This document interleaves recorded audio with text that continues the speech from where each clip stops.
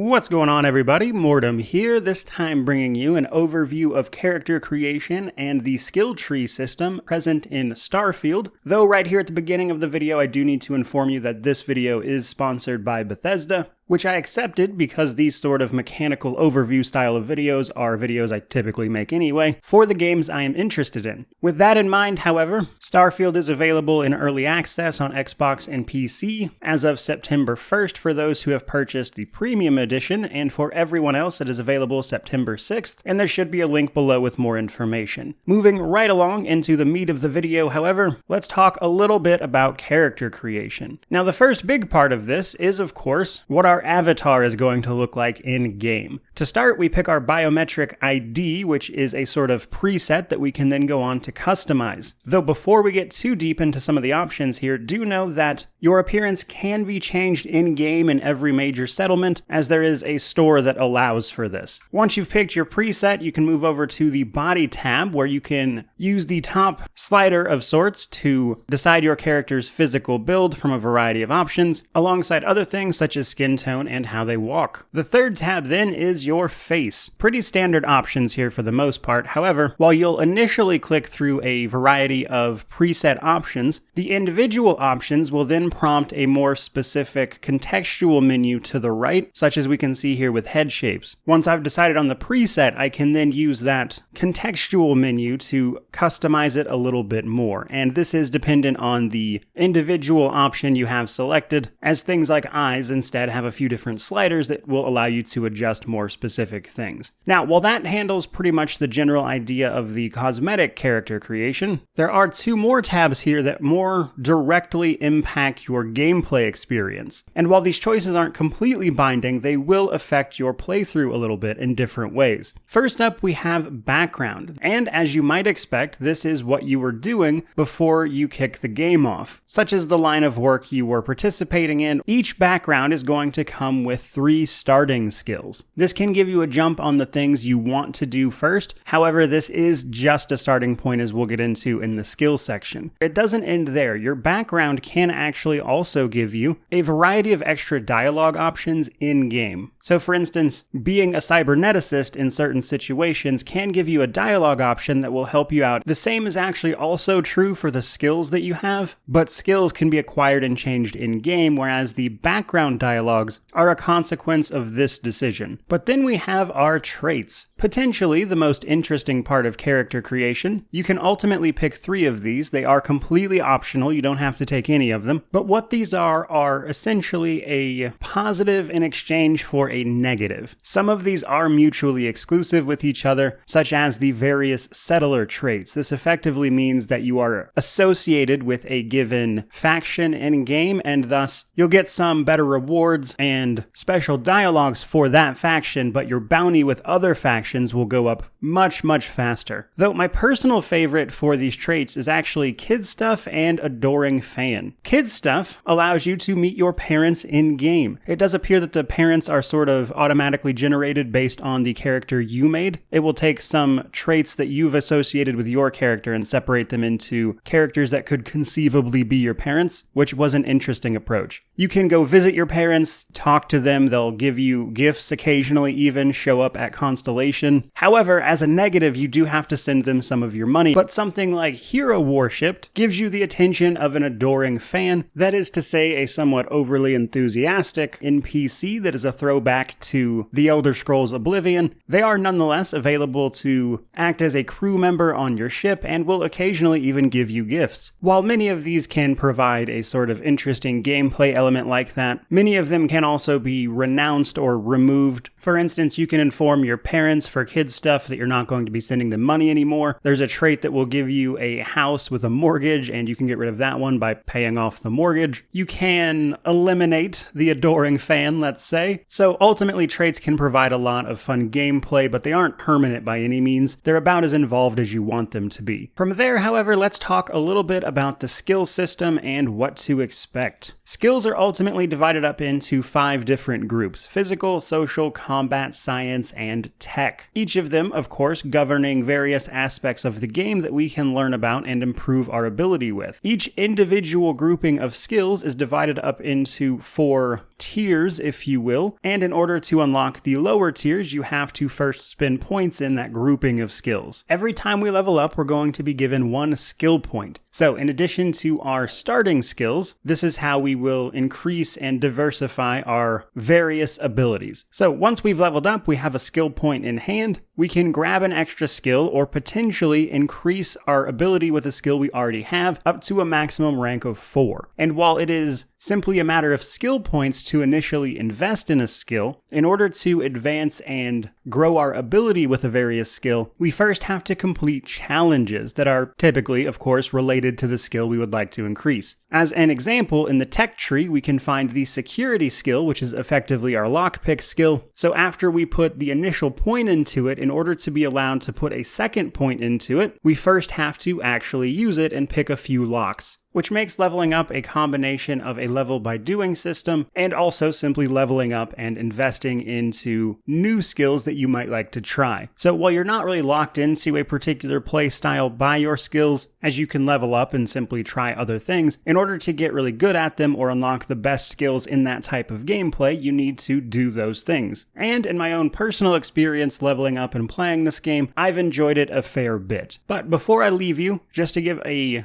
decent overview of what some of these are and what to expect without getting too nitty-gritty, the physical grouping of skills is basically what you would expect. This is your physical ability, such as being able to run for longer, get more use out of your stamina or oxygen in the case of this game, getting better at stealth, growing your potential with unarmed combat, for instance, to name a few. Then we have our social skills. Naturally, that is things like persuasion, intimidation, deception, and basically trying to talk your way out of fights when it is available to do so. This also does, however, include a few more interesting things, such as the ability to manipulate other NPCs a little more directly, or something a little more shady, such as pickpocketing. The combat group is pretty straightforward. This is all of your combat abilities. If you would like to get better at using a particular style of weapon, or just do things like reload faster, this is the tree for you. I imagine most people will have at least a few points in the combat skill tree. Now, my two personal favorites were actually the science and tech trees. Science is all about crafting, building, and studying the universe. This is where we find skills that make exploration easier, things that will make building up outposts easier, alongside things that will allow you to upgrade both your equipment, such as your spacesuit, or mod your weapons. So science is a really cool tree because it can make you better at a lot of things, even a bit indirectly, such as combat, by allowing you to make essentially better weapons to use in combat. And then we have the tech tree. This is for things like lockpicking, using your boost pack, which is a limited form of a jetpack, on top of your ability to pilot and build various spaceship parts. So if you want to be a really good fighter pilot out in space, this is the tree you want to look at. However, probably my favorite thing from this tree is all of the boost pack skill. So in order to use the boost pack skill at all, you have to invest in this right at the top, and further investment will allow you to use the boost pack in combat to set enemies on fire, potentially knock them down, and then later on you can actually get another ability that will let you hover with the boost pack and slow down time while you're floating and using it to take down enemies from above in a proper bounty hunting fashion. So all in all, a pretty robust skill system. That said, that's pretty much going to do it for this overview video talking a bit about how character creation and the skill system works. So if you want to check out any of this for yourself, don't forget about the link below, as the game is in its early access period for Xbox and PC for the people who bought the premium edition, and everyone else can check it out on September 6th. That is going to do it for this video though. I hope you enjoyed it. I hope you learned a few things. If you did, don't forget to like, comment, subscribe, all that YouTube jazz. Do let me know how you feel about it down in the comment section below. But regardless of any of that, truly, just thank you so much for watching. I really do appreciate it. May you wander in wisdom and have an amazing day.